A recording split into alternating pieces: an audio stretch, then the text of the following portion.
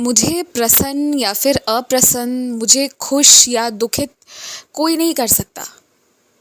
बात ये है ना कि तुम सारे लोग जितने भी हो ना, जो अच्छे हैं, बुरे हैं, सच है, झूठ है, जो भी है, सब कुछ मेरी बनाई हुई दुनिया है। जैसे तुम खिलौनों से खेलते हो ना, तो तुम कुछ गुड़िए गुड्डों को ऊपर महल में बिठा देते हो, कुछ लोगों को सेवक बना देते हो, और वो आपस में कौन गिर रहा है, टूट रहा है, क्या हो रहा है, इससे तुम्हें फ़र्क नहीं पड़ता।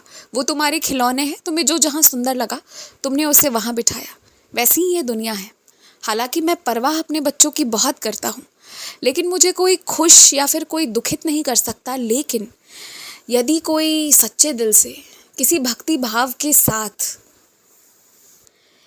मेरी सेवा करना शुरू कर देता है ना, तो क्योंकि वो एक अच्छा काम कर रहा है, वो मेरी शक्ति, मेरे दर्शन को तड़प रहा है, तो वहाँ मैं सुनिश्चित करता हूँ कि वो उस सेवा को करता रहे, उस सेवा को बरकरार रखे।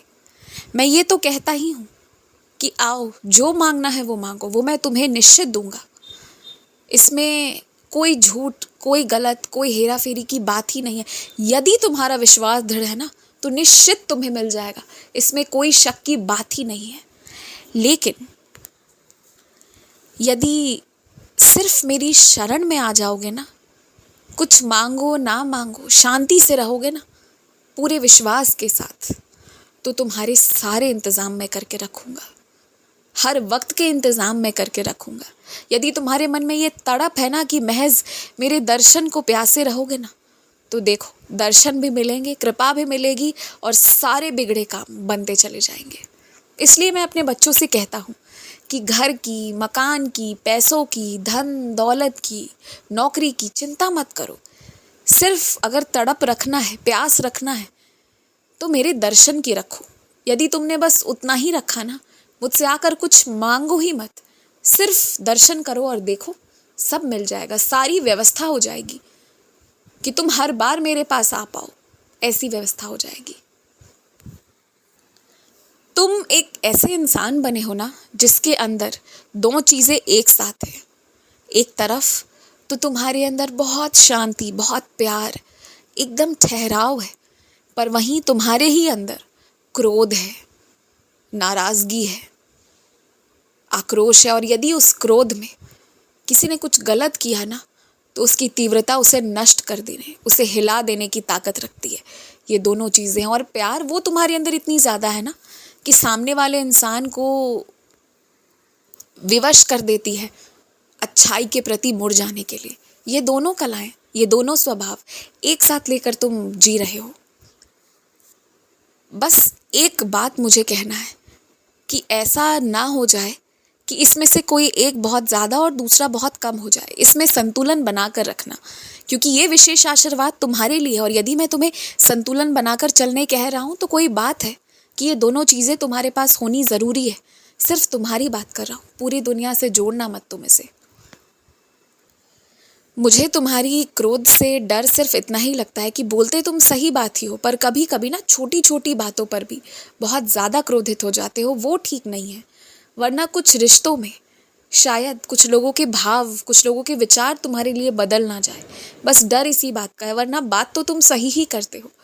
पर बात ऐसी है ना कि तुम्हारे अंदर की बर्दाश्त करने की क्षमता खत्म हो जाती है, और तुम क्रोधित होकर जैसे जो दिल में आता है वो कह जाते हो। ये अच्छी बात है कि तुम अपने दिल में छुपाकर, दबाकर कुछ रखते नहीं। ये तो तुम्हारी अच्छाई है, इसके लिए मैं तुम्हें शाबाशी देता हूँ। लेकिन फिर से एक दरख्वास्त करूँगा कि छोटी छोटी बातों पर ना क्रोधित मत हो। जहाँ ज़रूरी है वहाँ अत्यंत क्रोधित हो, मैं मना नहीं कर रहा। और तुम्हें तो क्रोधित होने की ज़रूरत ही नहीं है। तुम्हें पता नहीं है कि कभी कभी ना तुम्हारे अंदर खुद मैं प्रवेश करके क्रोधित हो जाता हूँ, जो तुम्हें बाद में लगता भी है कि तुमने बहुत ज़्यादा गुस्सा कर दिया, तुम्हें करना नहीं चाहिए था। पर जहाँ ज़रूरत होती है ना, तुम्हारे अंदर मैं आ जाता हूँ और मैं ये कर जाता हूँ। तुम्हारे मुख होते हैं पर शब्द मेरे होते हैं, ध्वनि तुम्हारी होती है, पर कैसे निकलेगी, क्या होगी, वो मेरी चुनी हुई होती है। और ये मैं करता हूँ, बहुत बार कर चुका हूँ। इसलिए क्रोधित मत हुआ करो, अपने मन को शांत रखा करो, संतुलन बनाकर चलो। कम से कम एक वक्त प्रतिदिन मेरी आरती करो। सुबह कर सकते हो तो सुबह करने के बाद अपने दिन की शुरुआत करो, और वो नहीं कर सकते ना तो रात वाली आरती करो या कभी भी करो, पर एक वक्त की आरती तो करो। इसे नियम बांध लो। और याद रखो, जो तुम्हें दे रहा है, जो दानी है, जो देने वाला है, उसे तुमसे कुछ नहीं चाहिए, और वो चाह भी जाएगा तो क्या तुम दे पाओगे? नहीं ना। जिसने सृष्टि की रचना करी है, जिसने तुम्हारी रचना की है, वो तो तुम्हें बस कुछ देकर भेजा है, तुम्हें बस उन चीज़ों को पूरा करना है। तुम उसे क्या दे पाओगे? लेकिन एक बात है, यदि उसके लिए कोई भी सेवा करते हो ना, तो बेहतर से बेहतर चीज़ें लाओ। चाहे तुम छोटी थाली में खाओ, चाहे तुम थोड़े कम कपड़े अपने लिए रखो, पर यदि तुम सेवा कर रहे हो, किसी मूर्त की सेवा कर रहे हो, ईश्वर की किसी रूप में सेवा कर रहे हो, तो बेहतर से बेहतर वस्त्र पहनाओ, बेहतर से बेहतर माला धारण करवाओ, बेहतर से बेहतर थाली में खाना परोसो। अपने हाथ से व्यंजन बनाकर परोस सकते हो तो अति उत्तम। तुम ये करना शुरू करो, तुम देखो कैसे ज़िंदगी बदलेगी तुम्हारी। हर बार कोशिश यही रखो कि अपने से बेहतर ही अर्पित करो। देखते जाओ, ज़िंदगी और बेहतर होती चली जाएगी। तुम्हें विश्वास नहीं होता, पर तुम कुछ दिन ये करके देखो। हमेशा खुश रहो, हमेशा मुस्कुराते रहो। मदद किसी से मांगने मत जाओ, हो सके तो मदद पहुंचाओ।